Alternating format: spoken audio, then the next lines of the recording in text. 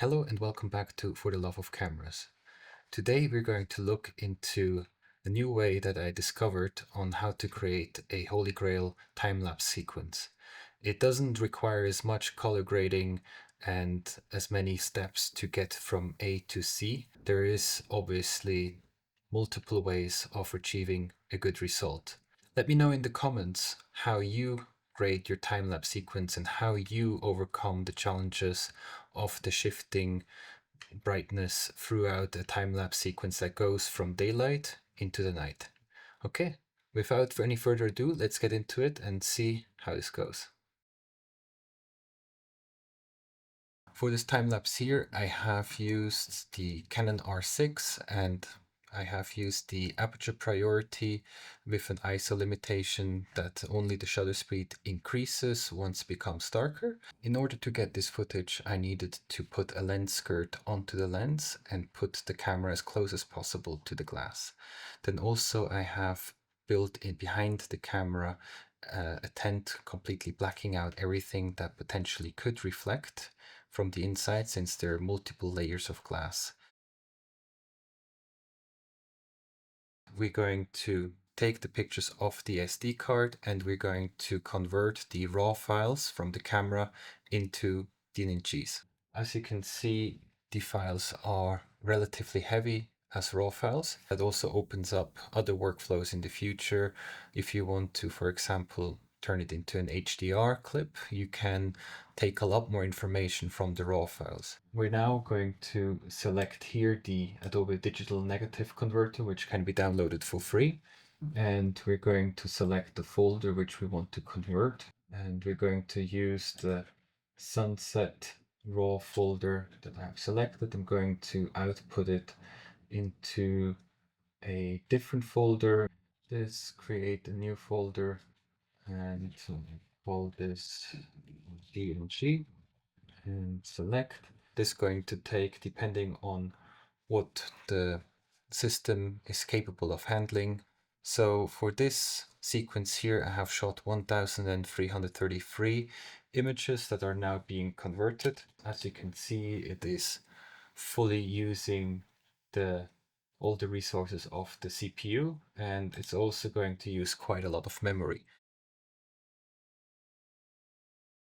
Now the DNG converter has successfully finished. We can close the dialog, we can close the program, and we're now able to just drag and drop the media pool. So once you have converted your raw clip to a Cinema DNG sequence, you can drag and drop it onto the timeline. And what you want to do next is go on to bottom left or Shift 9 and adjust the master settings of your clip.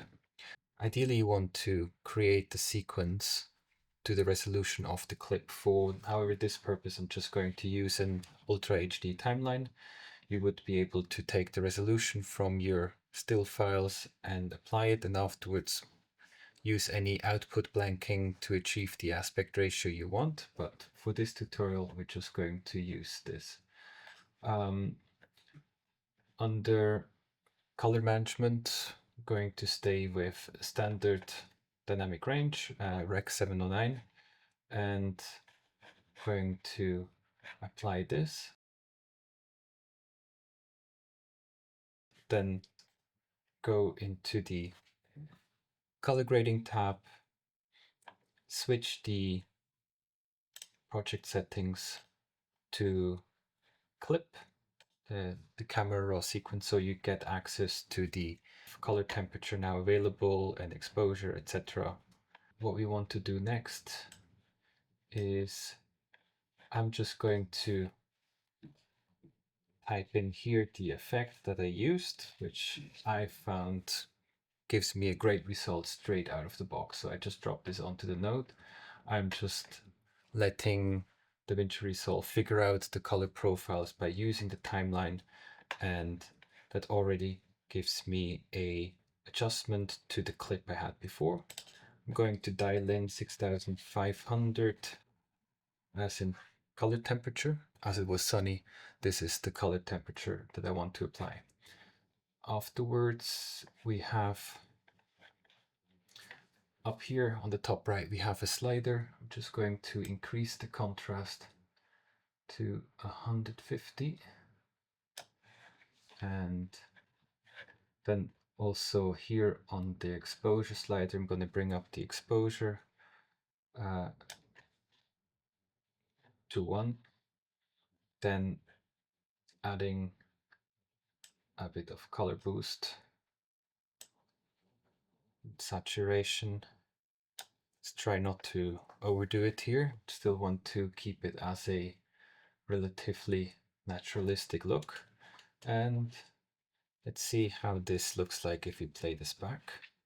It already looks quite good up to the point where it becomes night, and we have just kept the exposure evaluation at 0 while we were recording the time lapse.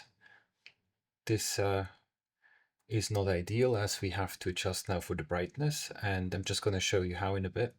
However, it also avoids any problems with flickering while adjusting the shutter speed manually. But there's also a way of correcting for that if you were interested. So what we're going to do now is we're just going to copy this clip. Gonna hold down Alt and move the clip up. Then I'm going to pull the sequence to the point where the sun is just setting, and I'm gonna grip this little crossfader here on the top left. Gonna bring it all the way back, and so when I'm now on the top clip, I'm gonna switch back to the color tab, and now what I'm going to do is I'm going to bring down the highlights and also the color temperature. I'm bringing this down to 5000. Still keep it a bit warm, but cooler, as it also adjusts for the night and for the tungsten light within the buildings. And then also bringing down the exposure to -1. And now when we go through and have a look through the entire sequence here, it should apply this all the way through the end, and adjust here again the exposure a bit more if needed. Drop it down a little bit more to 1.1, 1.2. The last thing that we need to do now is go back into the Edit tab, find the out point, find an in point. I know that the camera has shook a bit in the beginning, so I'm just going to set an in point here. And then we can go to the Delivery tab on the bottom right. We select where we want to export the clip. Depending on what format you want to use, the least compression would be the best, especially since we're already leveraging all the data from the RAW files. I'm just going to export it here as DNX HR 12-bit. You can also use ProRes.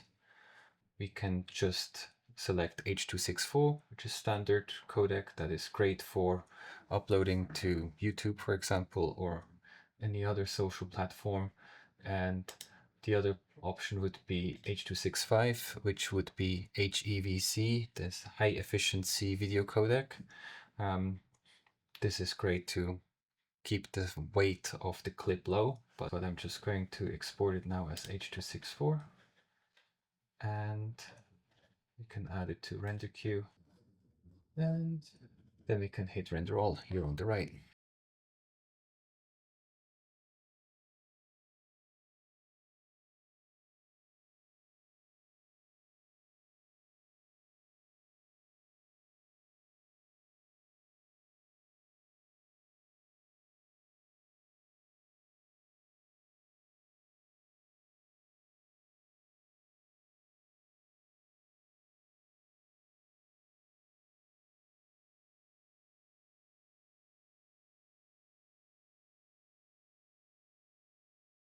Thank you very much for watching. If you have any comments or your workflow on how you're editing your time-lapse sequences, then please let me know in the comment sections. If you enjoy this video, hit like. I would really appreciate if you can subscribe for more content. I will try to bring more as much as I can and look forward to see you in the next one.